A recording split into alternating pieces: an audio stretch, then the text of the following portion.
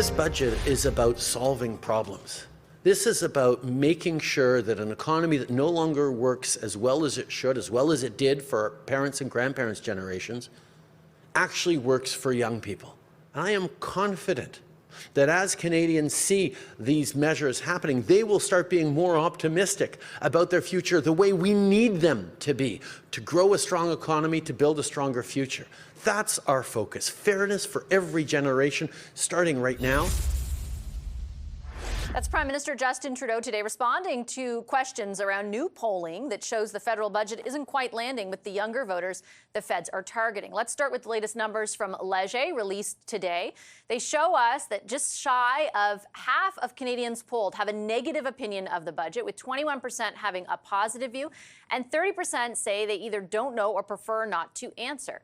There's also new numbers out today from the Angus Reid Institute that show the budget has yet to move the needle for the government. Voters between the ages of 18 and 34 were polled about their vote intention, and 37% are decided or leaning towards the Conservatives, 36% for the NDP, and just 12% for the Liberals. For those between 35 and 54 years of age, there's 47% support for the Tories and 19% respectively for the Liberals and the NDP. Meanwhile, the latest poll from Abacus data that was conducted just before the federal budget shows there was no movement for the Liberals after a slew of pre-budget announcements. If an election were held today, 43% of those polled would vote Conservative, with the Liberals at 23% and the NDP at 18%. To help us break all of those numbers down, with me tonight, Christian Bourque, the Executive Vice President of Leger, Shachi Kurl, she's the President of the Angus Reid Institute, and David Coletto is the CEO of Abacus Data. Hi, everybody. So nice to see you tonight. I appreciate you making the time. Christian, I'll start with you.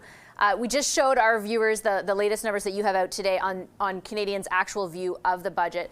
49% said that they had a negative view. In the wider context, based on other polls you've done on budgets, is that a high number? No, usually budgets are, I would say, fairly unpopular. Certainly when the incumbent government is unpopular, such as the case right now. Those numbers were not surprising. I think the Liberals will want to look at the numbers when we actually polled on the individual sort of main initiatives that were part of the budget, which is Canadians feel by and large negative about the budget, but feel positive about all the big spending ticket items that were in the budget itself. I thought that was actually an interesting point of continuity among polling that all three of you have done. Shachi, because your poll today showed something similar in that the Liberals are still deeply unpopular, but the individual measures that they've included in this budget are not really. Not only that, but those individual units and measures that are popular do not add up to any sense of optimism or any sense that it will make their own lives and their own financial situations better, that their own household finances will improve as a result of it. And a really key thing, we've seen this government in the first 3 weeks of this month crisscross the country with all these spending initiatives aimed at that generational fairness, in their words, that's supposed to rebalance things for younger Canadians. You know, Gen Z and millennial voters are much more likely to have a higher opinion of Pierre Poilievre, of Jagmeet Singh, and they, particularly among renters, you know, it's just not punching through. Now, on awareness, I think it's really key to also point out that our numbers show there, even if you take the time in the survey up front to tell Canadians all about these measures, by the time you ask them, how do you feel about this budget, they're still not particularly optimistic. We split the sample with ours and showed some people the budget measures up front and some at the end. It had absolutely no difference in terms of how people are interpreting it. So that level of pessimism, once baked in, really, really hard to overcome. And David, you've talked about that level of pessimism that you've seen in other studies of yours. Your numbers came after the pre-budget blitz, essentially, which was quite lengthy. Like, we're talking now, we've been about a month into what's going to be in this budget. Ultimately, are you also seeing little to no traction?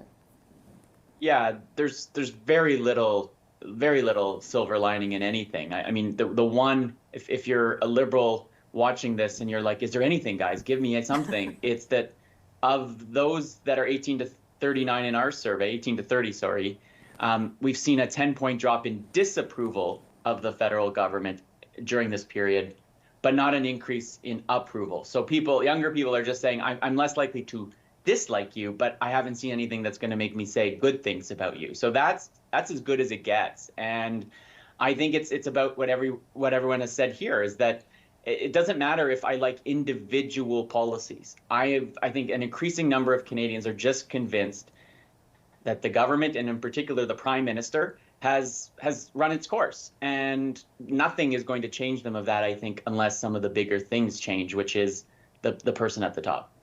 Christian, what's your sense of that? Because it does help to understand how the measures could be popular, but the government trying to put them into place is not. Is it really at this point, do you think, a question of leadership? Well, it is for the federal government in particular, for the federal Liberals in particular. However, when we poll on individual premiers across the country, 9 out of 11 premiers or prime minister is in trouble right now, because Canadians walk into the grocery store angry. They walk out of the grocery store angrier. So there's a broader context at this point where basically they're willing to lash out at anybody that's a public figure, and in particular incumbent governments across the country, and in particular the federal government. Shachi, same idea to you. Like, is this ultimately, if the Liberals are looking at what they've done over the last month or so, at a means to change what we've seen sustained over the last 6 months, like, ultimately, if putting this stuff in the window doesn't do it, does it become a question of leadership? Obviously, that is a question that the Prime Minister is going to be asking himself, whether or not he cares to admit it to the rest of us, that party strategists and would-be leaders, pretenders to the crown, who may also be looking at these numbers and saying, well, it's time to get my unofficial, deeply backgrounded leadership race out into the open.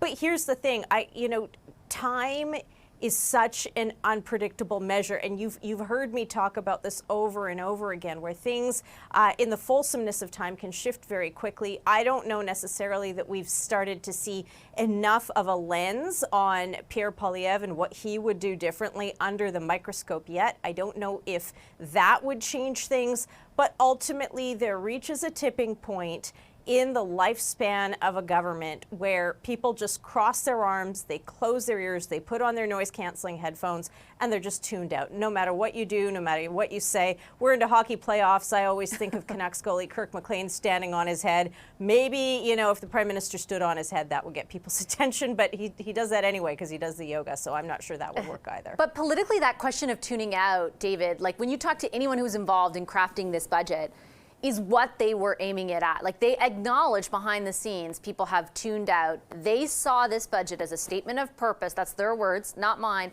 that could be used as a vehicle to get them to tune back in.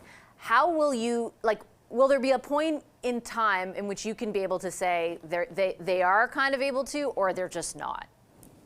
Yeah, and I think we still need a few more weeks to know the full effect of this budget as more and more people talk about it and the government continues to roll it out. But I think at some point, if you are a Liberal MP, if you are a senior staffer in this government, trying to figure out how do I get people at the doors, the people I'm trying to engage, to feel that this government has a handle on the things we care most about, that the people care most about. And we have done everything we can. I mean, I give them credit. Like, this budget, if you don't think this is a housing budget, and we're going to ask a question on a survey that we're launching tomorrow, like, what's this budget about? Unprompted. If people don't overwhelmingly say housing, then I don't know what else this government could do to break through, which is why I come back to the point that it's maybe not what they're saying, but who's saying it. That's the fundamental problem. And who they're saying it to, Christian, we've talked about this briefly, but it's this group of under 43. That's the target, the MZ or MZ generation. What are your numbers showing you about that demographic in particular right now? Shachi talked a bit about hers, but are they swayable, basically? They are, because if they are right now sort of siding with the Conservatives, they haven't been at the Conservative Party as a follower, as a potential supporter for that long. It's very new. It's out of angst and being angry about the current state of affairs in Canada that they are there. So they could be swayable. However, when we look at the numbers, the percentage of 18 to 34s who say they would support the Conservatives has never been this high since the first Mulroney mandate in 84 in our data. So this is something quite new. I think the way Mr. Poilievre handles social media is probably better than how the Prime Minister is performing on the same platforms right now. And that is certainly having or could have some effect moving forward. But these new numbers about younger Canadians are quite surprising, given that we haven't seen this in over 20 years. And your numbers, Shachi, underscore that as well, in particular when you take into account the views of the leaders themselves. I think that today your poll showed that Pierre Poilievre is viewed more positively among Gen Z adults than Trudeau, 29 to 17%, and higher favorability than Trudeau's approval among younger and older millennials. Yeah, and it's also the fact that Trudeau is being squeezed from both ends when it comes to how millennials and older Gen Zs see the Prime Minister. This also represents a bit of an opportunity for the NDP and for Jagmeet Singh if they decide to ever get out of the business of supporting Liberal budgets. Jagmeet Singh may find that there's an opportunity to almost subsume the Liberals as the left of centre party, almost a return to the Tom Mulcair era of the NDP, potentially even in a second place situation, because you got to look at the gender split on those 18 to 34-year-olds or those under 43-year-olds, where young men are tracking and trending in really significant numbers, as Christian just pointed out, to Pierre Poilievre. It's women who are more inclined to split and abandon the Liberals for the NDP at that age. And so, you know, again, you see the potential of the hollowing out, the winnowing out of the relevance of the Liberal Party among voters, especially among younger voters. And what does that portend for a next election? On the flip side, you might also see why, and David, I think you've been talking about this for a while, the Liberals would see the utility in trying to go more negative on Pierre Poilievre and frame him more, because if you are able to scare the sizable NDP younger vote back into your camp by doing that, you might have a shot. Yeah, I mean, think of any movie you watch in which there's a hero and a villain. Like, how often is it that at the end of that movie you feel empathy for the villain? I mean, I think this is really what we're talking about here, is that right now, in most Canadians' eyes, the federal government and the Prime Minister are the reason, or at least a big part of the reason, why they find themselves in a place where they feel uncomfortable or anxious. And I know the Prime Minister and the government have been trying to, you know, make the premiers out to be the premier or someone else. But I think the villain they've got to engage is sitting right across the aisle from them, and that's Mr. Poilievre. To your point, Vassy, they've got to find a way to start demonstrating, contrasting this budget with a Canada that would be led by Mr. Poilievre, and they need to create perceptions and understanding of what that means. In our polling, what's very clear: half of Canadians believe that Pierre Poilievre and the Conservatives are going to win the next election. That's not something that hasn't developed.